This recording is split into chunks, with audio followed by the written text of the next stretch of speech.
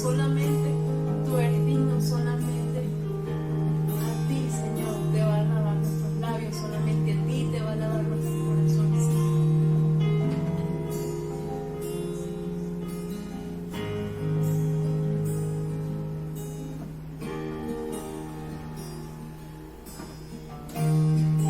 Envuelve tu presencia, solo quiero estar ante tus pies. Me envuelve este momento santo, no me quiero ir, no busco bendiciones,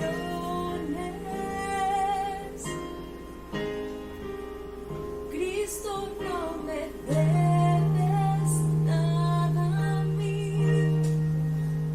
más que lo que tú puedas hacer. Te quiero a ti.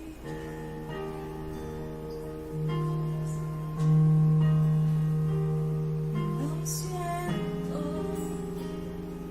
por andar por sentimientos, lo siento por cantar sin adorar. Llévame hasta el inicio, abro mi corazón a ti.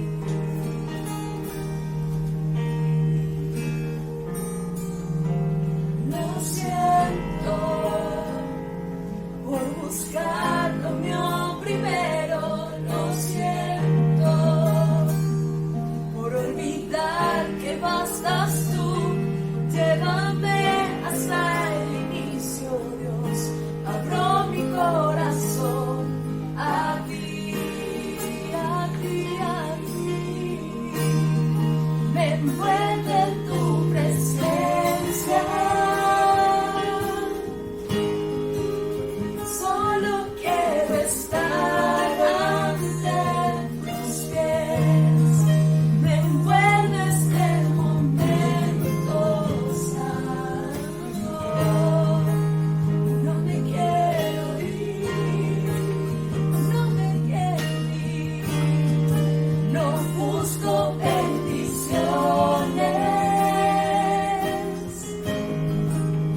Cristo, no me debes nada a mí, más que lo que tú puedas hacer. Te quiero a ti.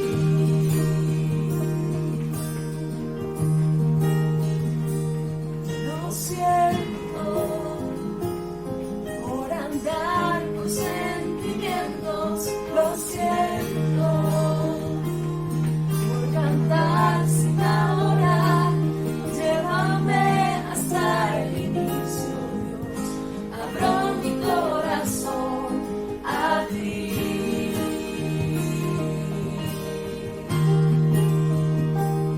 Lo siento por buscar lo mío primero, lo siento por olvidar que bastas tú. Llévame hasta el inicio, abro mi corazón a ti.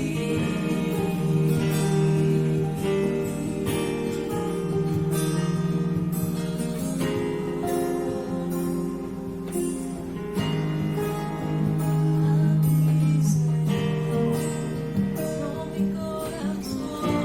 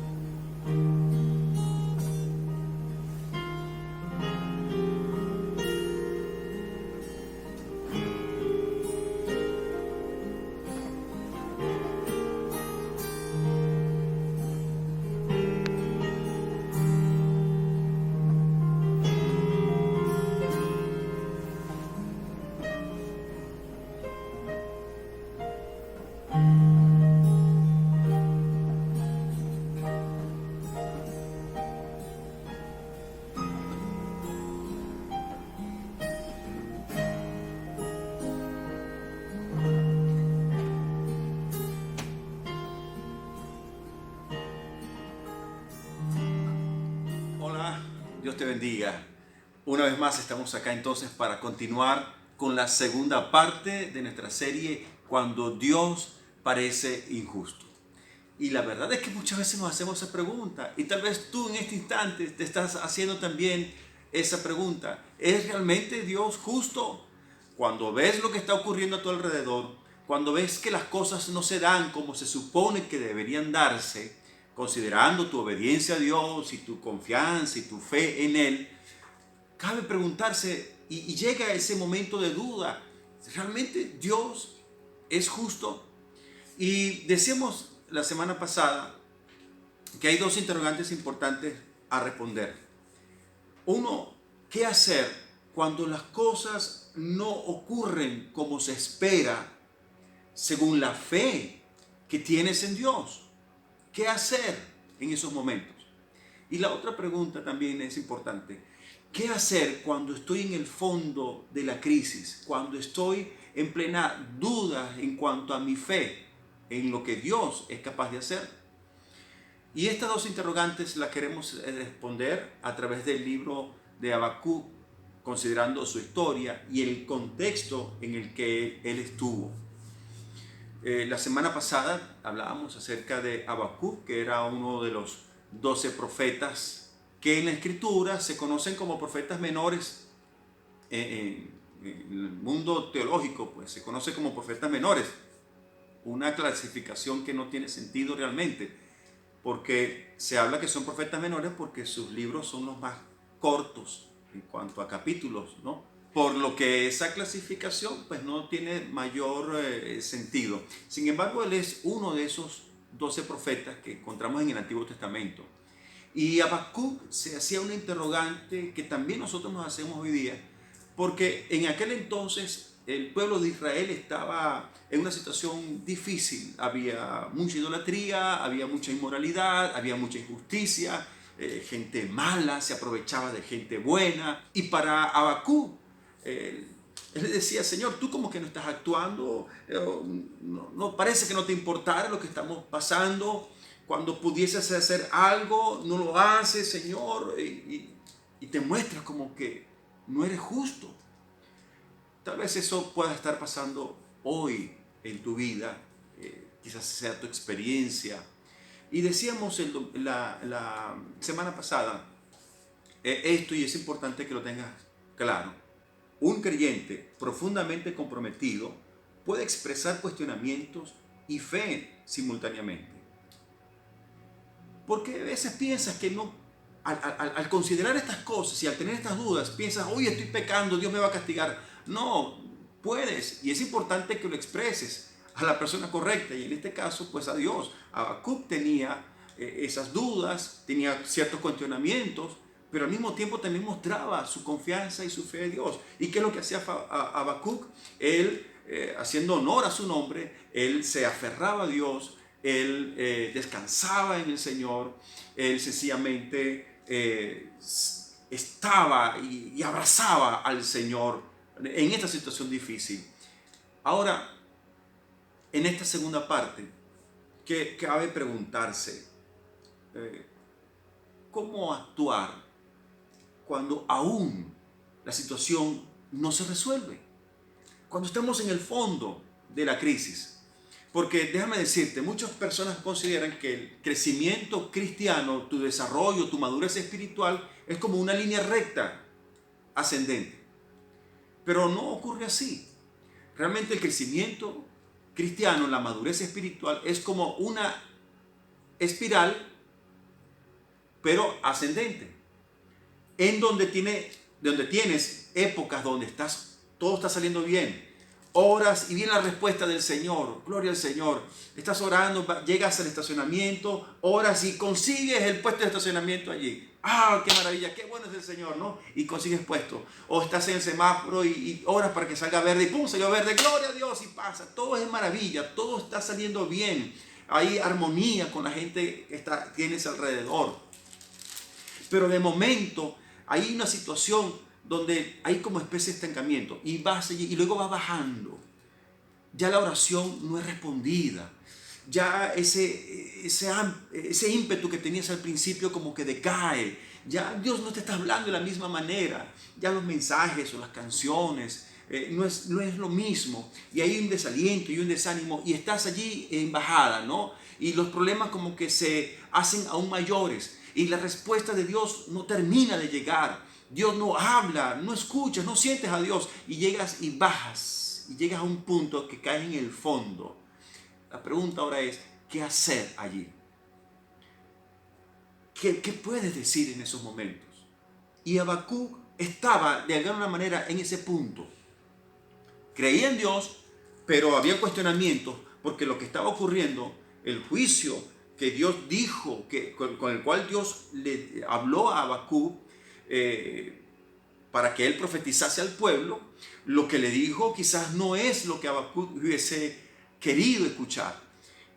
Como así también, cuando Dios te habla, muchas veces lo que te dice no es lo que precisamente quisieras escuchar. Ahora veamos, ¿qué fue lo que el Señor le dijo a Habacuc? ¿Qué fue lo que le planteó a Habacuc? Habacuc, capítulo 2, versos 1 al 3.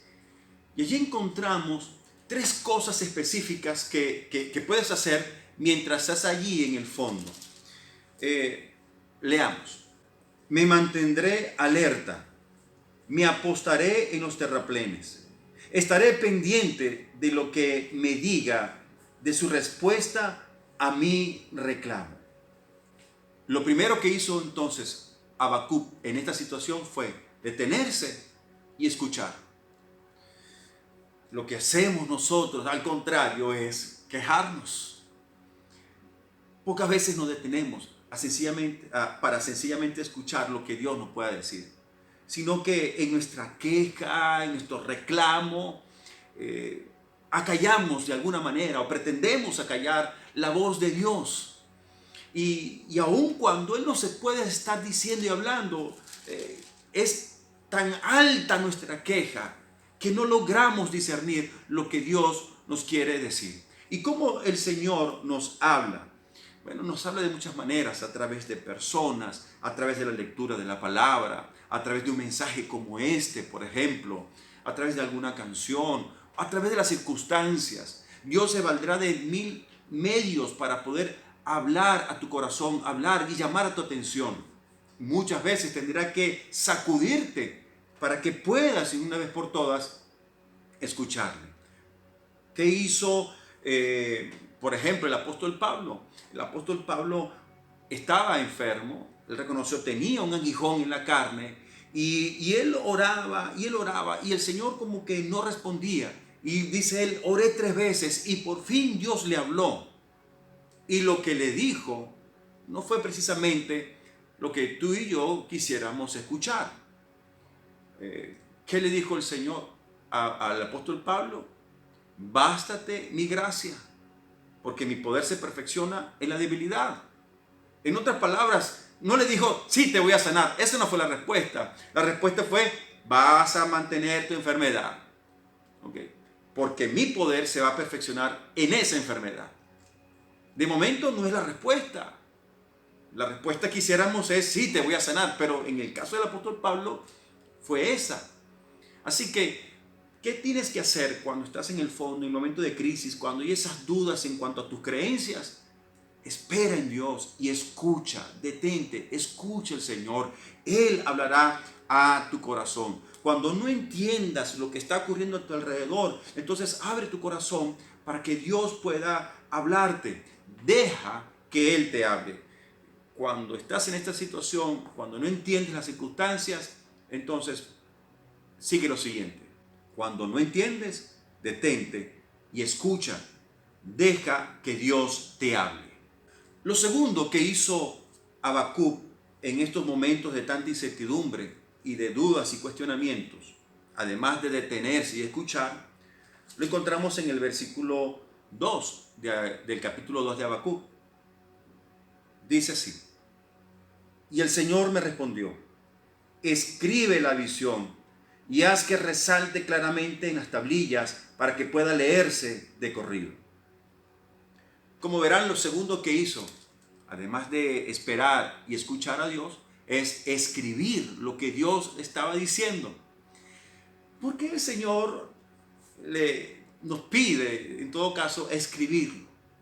Por dos razones. Uno, porque el Señor quiere que sepa que Él es un Dios de palabra. De manera que si está escrito, en el tiempo que se cumpla, tú dirás, mira, efectivamente lo escribí y Dios actuó, respondió tal cual lo que me dijo. Dios es un Dios de palabras y quiere que tú y yo nos aseguremos de eso. Por eso dice, escribe lo que te estoy diciendo. La otra razón por la cual nos pide que escribamos incluso es que para nuestro beneficio. Porque vamos a estar claros, Dios habla a tu corazón y da una respuesta específica. Y en ese momento tú decides escribirlo. Gloria a Dios, hoy habló, está convencido plenamente que es Dios y lo escribes. A la hora o al día siguiente o cuando vengan dudas, cuando lo vayas a leer vas a recordar, no, esto fue lo que Dios me dijo. Y te va a beneficiar esto. Pero si no lo haces, puede ocurrir lo siguiente. Dios habla a tu corazón. ¡Wow! Esto es lo que yo esperaba. ¡Qué bien! Es Dios. En el momento de la emoción te da la seguridad de que es Dios que te está hablando. Pero ponte tú el día siguiente, como no lo escribiste, de repente podrás pensar, pero ¿de verdad fue Dios? ¿No fue una emoción de mi parte? Yo creo que sí fue Dios, pero tal vez por el momento, las circunstancias, tú sabes, y pensé que era Dios. Y tal vez a la semana siguiente vas a decir, no, yo creo que no fue Dios, fueron ideas mías. ¿Te das cuenta? Así que es importante que escribas lo que Dios está hablando a tu corazón. Las respuestas de Dios, te gusten o no, sean conforme a tu criterio, lo que esperas o no, escribe. Esto fue lo que hizo Habacuc. Lo tercero, lo que hizo quizás es lo más difícil para nosotros. Pues el versículo 3 de Habacuc 2 dice lo siguiente. Pues la visión se realizará en el tiempo señalado. Marcha hacia su cumplimiento y no dejará de cumplirse. Aunque parezca tardar, espérala. Encontramos entonces tres cosas. Primero, detenerse y escuchar. Segundo, escribir. Y tercero, esperar. Y esto último es lo que menos nos gusta, tener que esperar. Porque estamos siempre buscando la solución inmediata, la respuesta inmediata. En este mundo de tanta inmediatez por la tecnología, el esperar es como que más difícil. Y esperar la respuesta de Dios es como más duro. Pero aquí el Señor le está diciendo a Habacuc claramente, aunque parezca tardar, espérala. Y tal vez ahora ese interrogante que tienes, esa respuesta a tu oración no está llegando. Y Dios te está diciendo en este momento, aunque parezca tardar, y fíjate que lo dice así, aunque parezca, espera. Y esto es clave. Y esta frase es importante que también la tengas bien guardada y si es posible escríbela. Porque tiene que ver con el saber esperar. Las demoras de Dios no son negaciones de Dios. Entonces, aun cuando la respuesta no llega, no quiere decir que Dios de plano ya te dijo no. Habacuc le dijo, aunque parezca tardar, espérala, porque sin falta vendrá. Dios es un Dios de palabra, es un Dios fiel a su palabra, no es hombre para mentir. Y lo que Él promete, eso cumple. Y si ha prometido que te va a levantar, que te va a sanar, que te va a resguardar, que te va a fortalecer, pues espera. Aunque tarde en llegar, espera, va a llegar esa respuesta.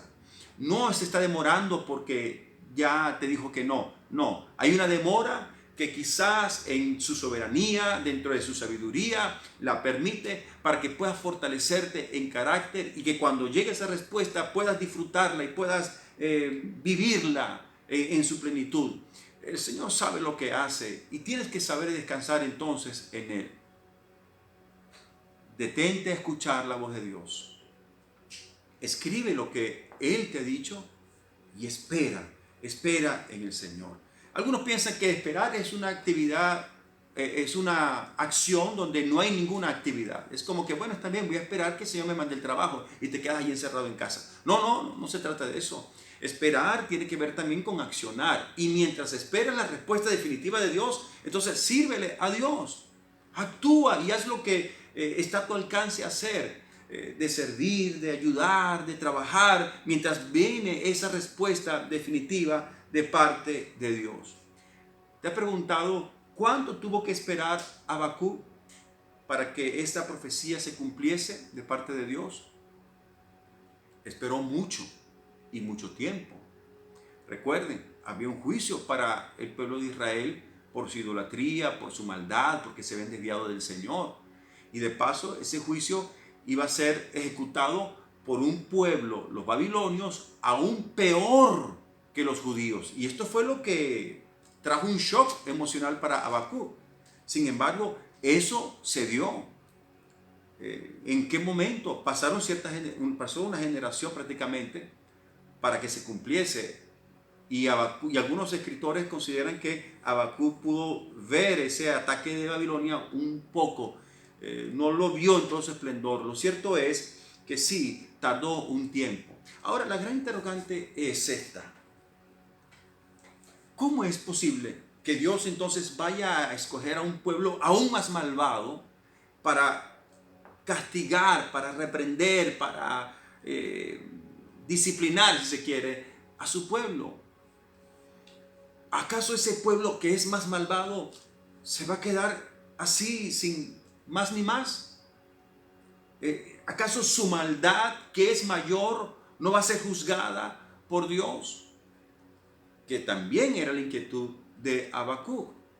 Tal vez tú te podrás preguntar, hay gente que no tiene temor de Dios y les va tan bien en la vida. Hay gente que cuestiona y se burla de Dios y mira cómo les va mejor que a mí, que soy una persona que busca agradar a Dios en todo.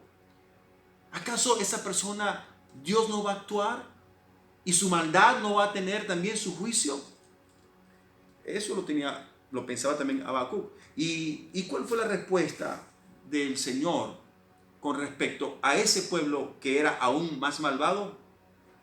En el verso 4 de Habacuc capítulo 2, el Señor le dice: el insolente no tiene el alma recta. Dios está reconociendo, sí, ellos no tienen el alma recta. ¿Por qué? Porque son asesinos. ¿Por qué? Porque se llenan de ganancias injustas, son ladrones, corruptos, idólatras, en fin.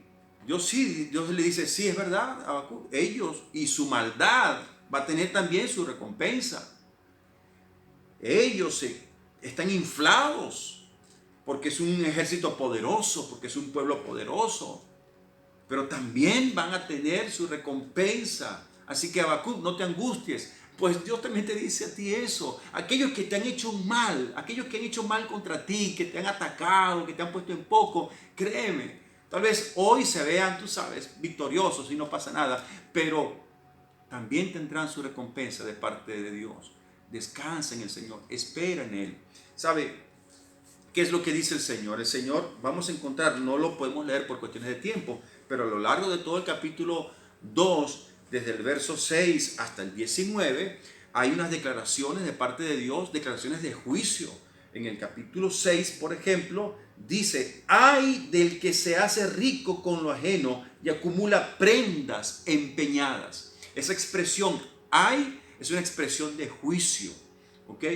Y cuando está diciendo, ay de aquel que se hace rico y con lo ajeno, que es un ladrón, ese ay está diciendo, ellos van a recibir su recompensa, su juicio, van a ser condenados por lo que están haciendo.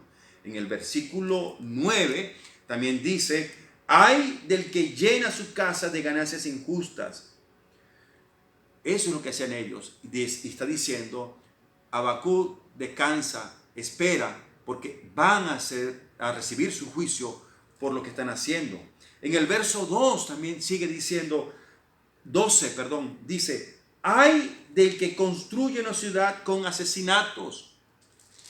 Esa maldad va a ser recompensada y habrá un juicio para ellos. En el verso 15 dice una vez más, ay del que da de beber a su prójimo. ¿Qué le está diciendo? Son unos borrachos y están haciendo maldad. Bueno, también van a recibir su juicio por esa maldad.